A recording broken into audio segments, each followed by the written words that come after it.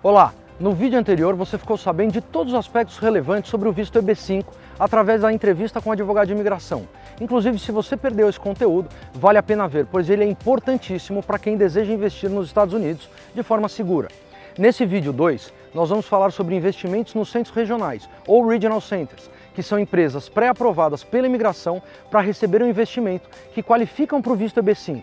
E claro, o ponto mais importante nesse processo é garantir que você receba o Green Card através desse investimento. E para te ajudar nessa etapa do processo, nós avaliamos e estudamos dezenas dos mais respeitados centros regionais. Procuramos durante meses a garantia que o projeto é sólido, considerando aqueles fatores que falamos no vídeo 1, de geração de emprego, capacidade financeira e solidez de quem está de trás do projeto. E esse ponto é básico e essencial, e é daqui que a gente progride. Mas vocês devem estar lembrados também do nosso questionamento quando a gente resolveu gravar essa sequência de vídeos. Não somente garantir o Green Card, até porque existem vários centros regionais seguros para isso.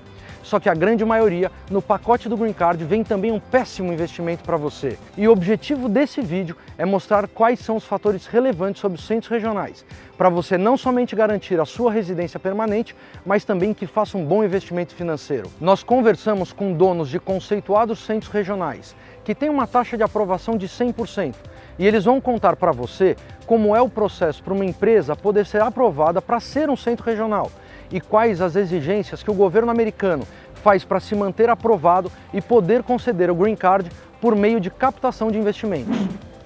I believe any investor really needs to vet the regional center as well as the project. Our regional center has been quite successful in direct client relations.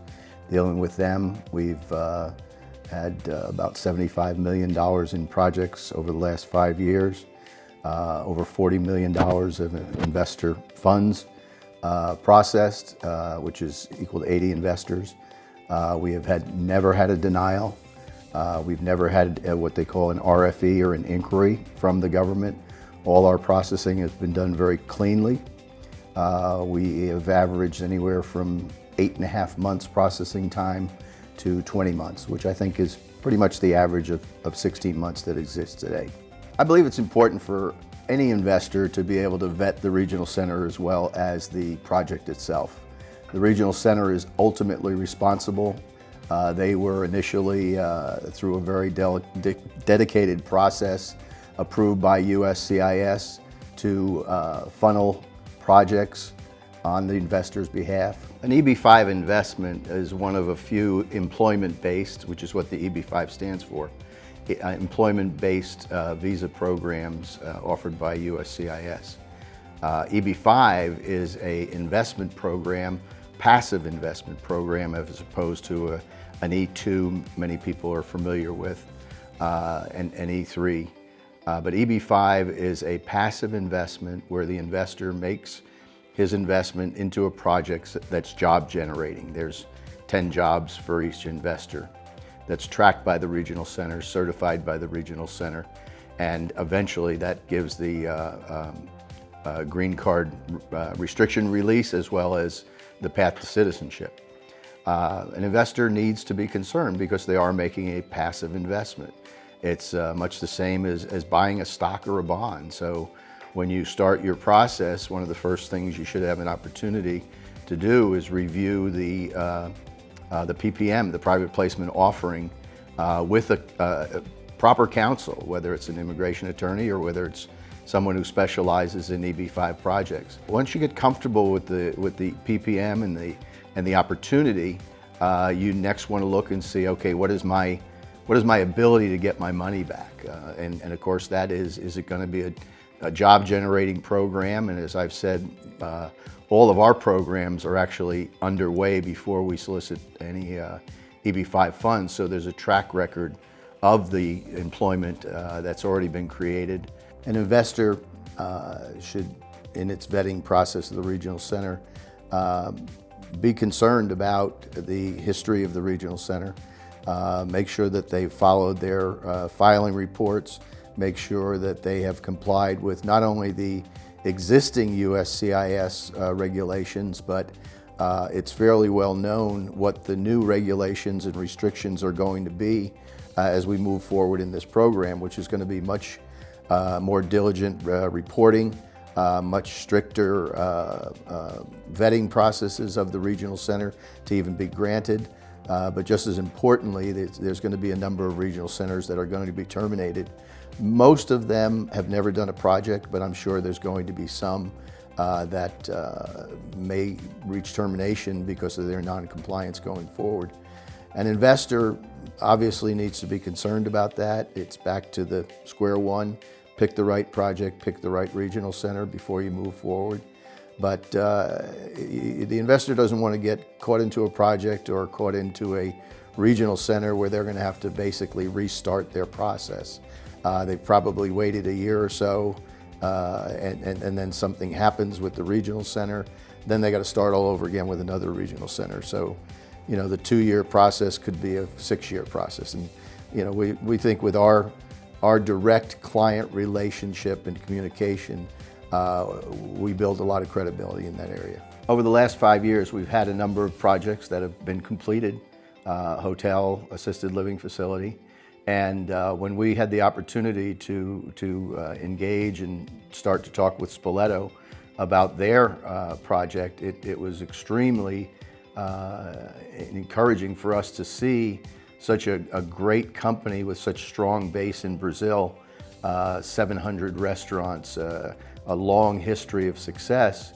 And the day I talked to the owner, I immediately saw the opportunity to have the ability to say we were bringing Spoleto to the United States. So anyone that I've spoken to in Brazil, even before I started this project, we had a large group of Brazilian investors in one of our hotels in Florida. Everybody knows Spoleto. So it was very, very encouraging for us. We did go through a vetting process. We're very, very pleased with the affiliation and the relationship, and we're quite confident that they're going to be able to build their Florida base and then possibly even their U.S. base as they did in Brazil. Hi, my name is Scott Barnhart. I have a PhD in economics, and I own the firm called Barnhart Economic Services. We've been in business for close to 10 years doing EB5 economic reports. We have 3 PhD economists and 2 master's degree from Columbia University working on our team, doing the economic reports and the business plans. Thus far, we've had about $14 billion worth of CapEx in projects with accompanying about 8.6 billion revenues in projects under our firm, with approximately 400 to 500 reports, all 100% approved by USCIS. So in terms of what the investor must need to do, first it's the project. Has the developer been in place for a long time? Are they experienced in this area? Is the job buffer from the economic study large enough to cover the loan? Typically we want at least, we want the loan to be covering maybe no more than 50% or 40 to 50% of the total capital stack in the project that's financing the project. The other thing is that we want to make sure that there might be security made from the developer in terms of a completion guarantee. And then finally, looking at the regional center, you want to make sure that they have not had any fraud cases. Newer ones, for that reason, are better because they don't have any fraudulent cases. Our regional center was applied for in January of 2015, and it was approved 4 months later. This is a very quick adjudication period. Most adjudications of regional centers go on for 12 to 18 months. So we were very fortunate in getting it approved that quickly. And that's the good part. Our regional center has had no fraudulent history, and therefore we're very happy about that, and we want to keep it that way. So we are very hands-on, actively manage the information and the flow of funds is the most important thing for us. We decided to take on one of Driftwood's projects, and we hope to get several more in the future. Driftwood has an extensive background in hotel development and management. Right now they have over $1 billion in hotel assets. Not only have they had an extensive experience in hotel development and management, but they also are operators. As most people know these days, the flags of a hotel, Hilton, Marriott, etc., don't really operate them. And Driftwood has been an operator of hotels for many years, and they've also run them for many real estate funds, REITs, which is what they're called, real estate investment trusts, etc. So they typically have, on an ongoing basis, 50 to 60 hotels under management. So they've got extensive experience, they've got a lot of assets under management, and those are two very good signals. They're not just getting into the hotel business because there's EB-5 money. It's the reverse. They've been in the hotel business and now they're looking for EB-5 capital, and they've been in the EB-5 area for close to 4 years. That gives them a very large leap up front to anyone else that we might be considering. I've been in this business for 8 to 10 years, and all we have is our reputation, and especially for a regional center, that's what really counts.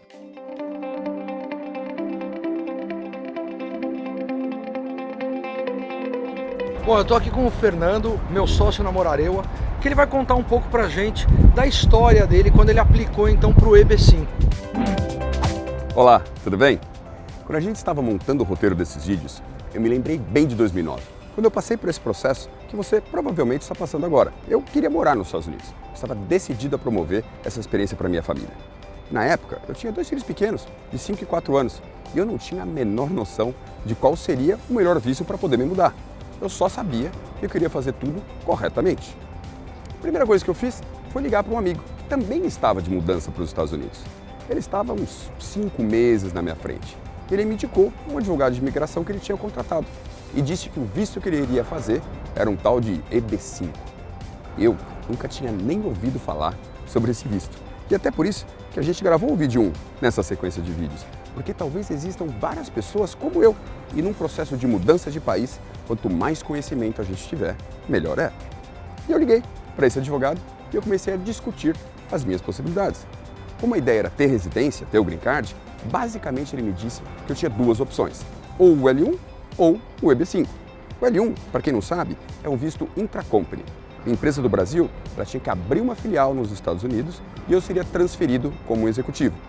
A empresa ela tinha que gerar vários empregos, crescer, pagar impostos, ter uma hierarquia de funcionários. E a outra opção que o advogado me deu seria investir num centro regional, os $500 mil para o visto EB5, e meu green card estaria depois de um ano e alguma coisa.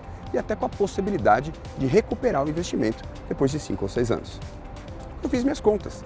E o que eu iria gastar de tempo, de recursos para abrir a empresa, contratar, investir para crescer, o risco de não dar certo, perder o dinheiro investido e até o visto, e eu achei até melhor opção o EB5, sem dor de cabeça, sem riscos, sem me prender em nada. E aí veio aquela próxima dúvida, não é? Em qual Regional Center ou centro regional eu deveria investir? Afinal, existem centenas de opções. E eu perguntei para o meu advogado, e ele foi claro em dizer que não poderia dar conselhos sobre investimentos, mas que os clientes deles investiam no centro regional X lá. E esse centro regional X era o que o meu amigo tinha escolhido investir também, talvez até por essa recomendação indireta do advogado. E para mim, esses $500 mil era um valor significativo. Eu acho que para qualquer um seja, né? E eu não queria tomar uma decisão assim sem conhecer mais a fundo. A primeira coisa que eu fiz foi começar a estudar na internet. Acho que todo mundo começa pela internet, né? Comecei a perguntar para amigos depois, até que eu encontrei um consultor nessa área e ele me apresentou mais 2 opções diferentes dessa X.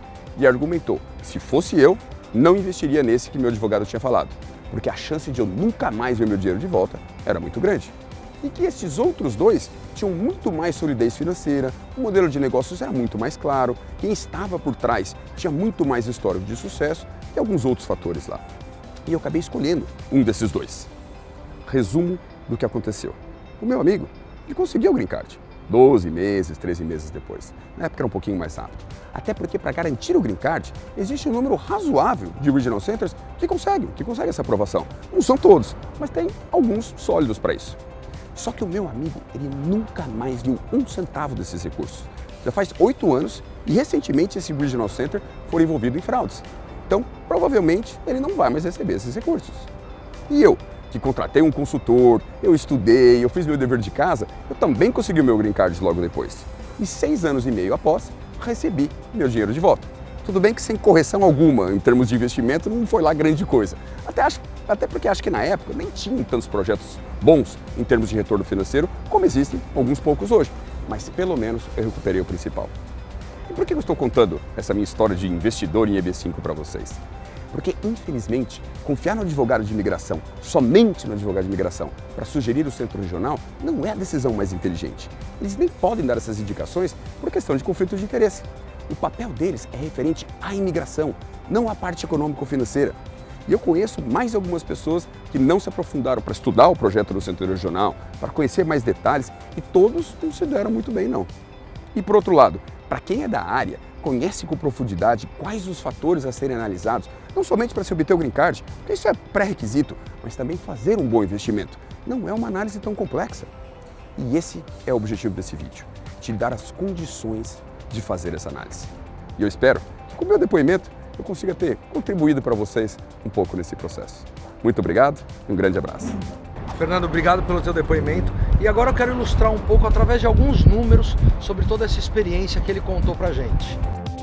O número total de Regional Centers nos Estados Unidos em 2017 são 883. Desses 883, 109 foram encerrados ou por fraude ou por simplesmente terem encerrado suas atividades. O número total de aplicação do I-526 em 2016 foi de 9.367. Na média, são 9.500 aplicações por ano e no máximo podem ser aplicados 10.000 vistos EB5 por ano fiscal. O índice de aprovação do I-526 é de aproximadamente 90%. O país que mais usa esse tipo de visto é a China. O Brasil é o 5º maior usuário desse tipo de visto, o EB5. Em 2016, tivemos aproximadamente 150 aplicações. Dentro da lei do EB5, desde 2008, já foram investidos mais de 18 bilhões na economia americana através desse programa. 91% dos casos de EB5 são feitos por Regional Center. Eu vou fazer um pequeno resumo sobre os principais detalhes que devem ser considerados na escolha de um centro regional. Primeiro, a análise da capacidade de geração de emprego. Segundo, se o fundo tem uma solidez financeira. Terceiro, se o projeto é totalmente dependente do EB5 ou não, em termos de captação de recursos. Quarto, o índice de aprovação de aplicação para EB5 do projeto e do centro regional. E por último, e não mais diretamente ligado ao centro regional, mas é fundamental que se escolha um advogado com taxa de aprovação de 100% nesse visto EB5. E toda a análise desses 5 pontos pode não parecer tão simples para quem não é da área. Por isso, a importância de uma assessoria e consultoria especializada é fundamental para poder tomar a decisão inteligente e que traga não só a segurança do Green Card, mas também do retorno do seu investimento. E se você estiver decidido a seguir esse caminho, eu te convido a assistir ao nosso próximo conteúdo, o vídeo 3, que será disponibilizado em breve. Nele, nós vamos apresentar o que nós, como consultores, encontramos de melhor para garantir o seu Green Card, que é o seu primeiro objetivo. E em segundo lugar, a possibilidade de você fazer um ótimo investimento. Eu tenho certeza que você vai surpreender com as opções que nós encontramos. Compartilhe esse vídeo com seus amigos. Vamos ajudar a derrubar esse mito que os $500 mil investidos no Regional Center são somente para comprar o Green Card e que não é possível ter um retorno financeiro do capital investido. Vocês verão com os projetos que vamos apresentar no terceiro vídeo que pode ser melhor do que parece. Obrigado e até o nosso próximo encontro.